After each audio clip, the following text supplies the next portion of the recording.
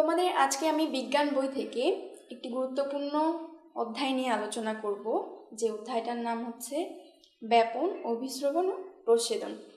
তোমাদের কাছে হয়তো তিনটা শব্দই অধ্যায়ের তিনটা শব্দই মনে হচ্ছে যে অনেক নতুন। আসলে আজকে আমাদের আলোচনার এটাই মূল উদ্দেশ্য, যেন আমরা এই শব্দগুলো সম্পর্কে বিস্তারিতভাবে জানতে পারি। চলো বন্ধুরা, শুরুতেই আমরা ব্যাপন সম্পর্কে জানি। তোমাদের দৈনন্দিন জীবনে এমন অনেক ঘটনা আছে যেটা ব্যাপনের সাথে সম্পর্কিত। তোমরা হয়তো কখনো সেগুলোকে ওইভাবে খেয়াল করে দেখোনি।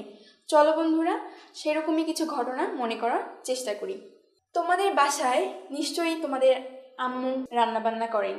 সেক্ষেত্রে তোমার মা যদি রান্নাঘরে রান্না করেন, তাহলে তোমরা তোমাদের রুমে বসে কিংবা তোমাদের বাসার অন্যান্য জায়গায় থেকেও সেই রান্নার ঘ্রাণ শুনে বলে দিতে পারো তোমাদের মা কি রান্না করছেন। তোমরা কি কখনো চিন্তা করে দেখেছো কেন এটা হয়? বন্ধুরা, আজকে আমাদের এটাই উদ্দেশ্য যে আমরা জানবো এই ঘটনাগুলো কিভাবে হয়, কেন হয়। বন্ধুরা, এই ঘটনাটা বর্ণনা করার আগে চলো আমরা আরেকটা ঘটনা কল্পনা করি। ধরে নাও তুমি তোমার ক্লাসরুমে, যেখানে তোমার 20 থেকে 25 জন বন্ধু বান্ধব রয়েছে, সেই ক্লাসরুমে একটা পারফিউমের বোতল কিংবা সেন্টের শিশি নিয়ে গেছো। তুমি যদি ওই পারফিউমের মুখটা খুলে রাখো, তাহলে কি দেখবা? তুমি সেটা খেয়াল করো। প্রথমেই কি হবে? পারফিউমের সেন্টটা তুমি পাবা। এরপর ধীরে ধীরে ওই ঘ্রাণটা পুরো ক্লাসরুমে ছড়িয়ে পড়বে। সেক্ষেত্রে তোমার বন্ধুদের ঘ্রাণটা পাওয়ার যে সময়টা হবে, সেটা হচ্ছে তোমার সবচেয়ে কাছের বন্ধু যে, সর্বপ্রথম সেই বন্ধু তোমার পারফিউমের ঘ্রাণটা পাবে। এরপর ধীরে ধীরে পুরো ক্লাসরুমে ওই ঘ্রাণটা ছড়িয়ে যাবে। একসময় দেখা যাবে হয়তো তোমার থেকে সবচেয়ে দূরবর্তী যে তোমার বন্ধু রয়েছে, সেই বন্ধু একসময় পারফিউমের ঘ্রাণটা পাবে। এখন দেখো, তোমার কাছে ছিল একটা পারফিউমের বোতল, কিন্তু সেই পারফিউমের সেন্টটা তোমার কাছে থেকে পুরো ক্লাসরুমে ছড়িয়ে গেল। এটা কেন গেল, কিভাবে গেল, সেটাই আমরা জানবো এই ব্যাপনের মাধ্যমে। বন্ধুরা, আমি যে দুইটা ঘটনা তোমাদের কাছে উদাহরণ দিলাম, সে দুইটা ঘটনাই ব্যাপনের একটা করে উদাহরণ। তোমরা যদি ব্যাপনকে বুঝতে চাও, সর্বপ্রথম তোমাদের কিছু পুরাতন তথ্য মনে করিয়ে দিতে হবে। যেমন বন্ধুরা, আমরা সবাই জানি যে পৃথিবীর প্রত্যেকটা পদার্থই যদি আমরা ভেঙে ক্ষুদ্র ক্ষুদ্র করি, তাহলে ওই পদার্থরই ক্ষুদ্র ক্ষুদ্র কণিকা পাবো। আর যে কণিকাগুলোকে আমরা বলি অণু। অর্থাৎ প্রত্যেকটা পদার্থই অসংখ্য ক্ষুদ্র ক্ষুদ্র অণু নিয়ে গঠিত। আমরা যদি এই অণুগুলোর বৈশিষ্ট্যগুলোকে মনে করার চেষ্টা করি, তাহলে দেখবা এই অণুগুলো সবসময় পদার্থের মধ্যে গতিশীল বা চলমান অবস্থায় থাকতে চায়।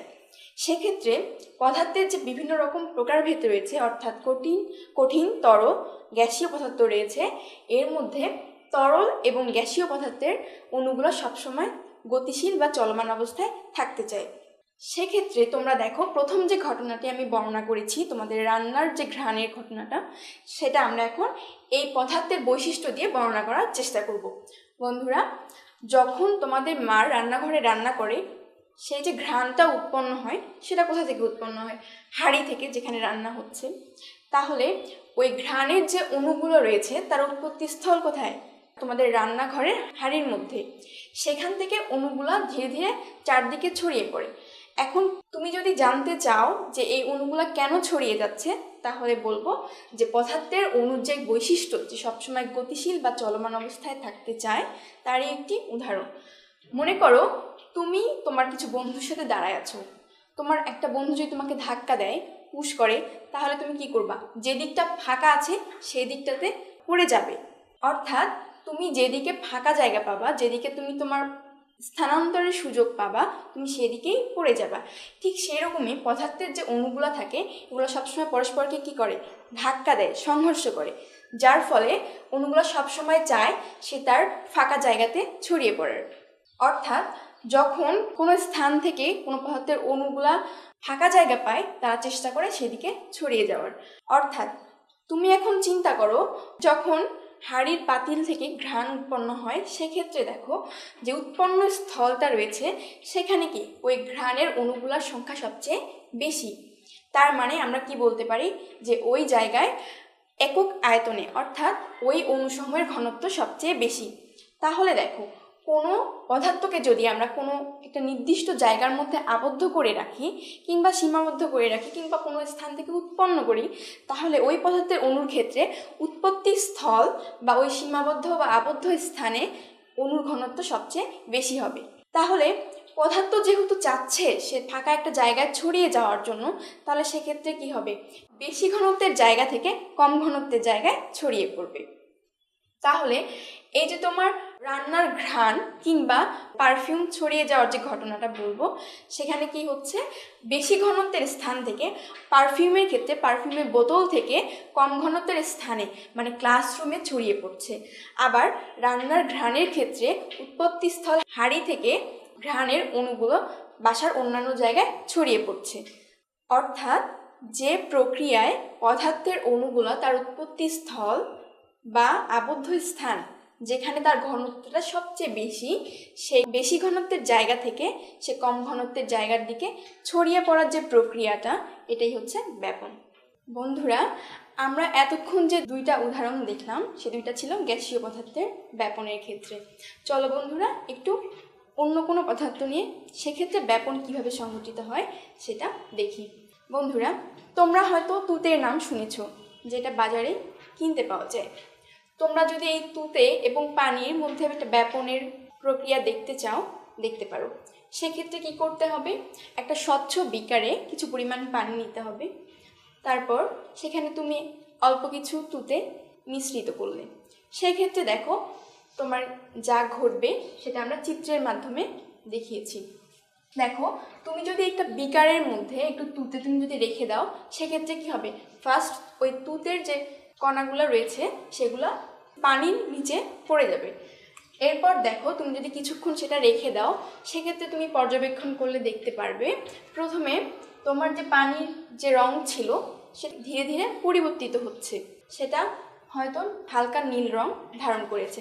বন্ধুরা, তোমাদের জানার জন্য বলে রাখি, তুতের রং হচ্ছে নীল। তোমরা যদি দ্বিতীয়বার লক্ষ্য করো, দেখবে যে পানির রংটা হালকা নীল হয়ে গেছে। এরপর যদি আরও কিছুক্ষণ রেখে দাও, একসময় গিয়ে দেখবে পুরা পানির রংটা নীলচে গাঢ় নীল কালার হয়ে গেছে। তো বন্ধুরা দেখো, তুতে ছিল একটা কঠিন পদার্থ আর পানি হচ্ছে তরল। সেক্ষেত্রে তুতের অবস্থান ছিল পানির তলায়, সেখান থেকে পুরা পানির রংটা গাঢ় নীল বর্ণের হয়ে গেল।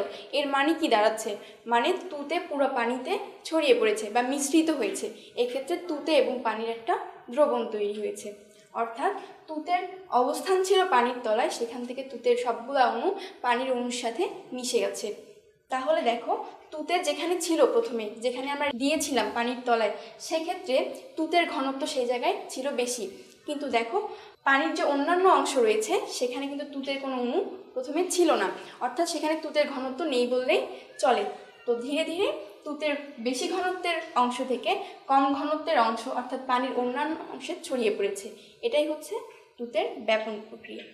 বন্ধুরা, এতক্ষণ আমরা দেখলাম ব্যাপন প্রক্রিয়া কিভাবে সংঘটিত হয়। তাহলে এখন চলো আমরা দেখি যে ব্যাপনের গুরুত্বটা কি বা এটা আমাদের কি কাজে আসতেছে। তোমরা খেয়াল করলে দেখবে ব্যাপন উদ্ভিদ এবং প্রাণী দু ক্ষেত্রেই গুরুত্বপূর্ণ ভূমিকা পালন করে। সেক্ষেত্রে চলো প্রথমে দেখে নিই আমরা উদ্ভিদ দেহে কিভাবে ব্যাপনের গুরুত্বটা রয়েছে। বন্ধুরা, তোমরা সবাই জানো যে প্রাণী বেঁচে থাকার জন্য তার খাবারের প্রয়োজন হয়, খাবার ছাড়া প্রাণী বাঁচতে পারে না। সেক্ষেত্রে উদ্ভিদের খাবার তৈরির জন্য যে প্রক্রিয়াটা রয়েছে তোমরা হয়তো জানো, সেটা কি সালোক সংশ্লেষণ বলা হয়। সেক্ষেত্রে উদ্ভিদ পাতার মাধ্যমে খাদ্য তৈরি করে। তোমরা হয়তো পরবর্তীতে গিয়ে এই সালোক সংশ্লেষণ প্রক্রিয়া সম্পর্কে জানবে। এখানে তোমাদের শুধু জানতে হবে যেটা, যে এই খাবার তৈরির সময় এই ব্যাপন প্রক্রিয়াটা কিভাবে গুরুত্ব বহন করছে। বন্ধুরা, যখন খাবার তৈরি হয় সেক্ষেত্রে গাছের সবচেয়ে প্রয়োজনীয় কাঁচামাল হচ্ছে কার্বন ডাইঅক্সাইড। আর তোমরা জানো যে কার্বন ডাইঅক্সাইড আমাদের পৃথিবীতে থাকলেও এর উৎস কিন্তু অনেক রকম হতে পারে। সেটা মানুষের কাছ থেকে কার্বন ডাইঅক্সাইড ত্যাগের মাধ্যমে, কারণ আমরা জানি মানুষ অক্সিজেন গ্রহণ করে আর কার্বন ডাইঅক্সাইড ত্যাগ করে। সেক্ষেত্রে পরিবেশে কার্বন ডাইঅক্সাইডের পরিমাণটা যখন বেশি হয় আর গাছের প্রয়োজনীয় খাদ্য উৎপাদনের দরকার হয়, সেক্ষেত্রে গাছ কি করে, পরিবেশ থেকে কার্বন ডাইঅক্সাইড গ্রহণ করে। এই যে গ্রহণ করার প্রক্রিয়াটা সেটা কিভাবে করবে, সেটা করবে ব্যাপনের মাধ্যমে।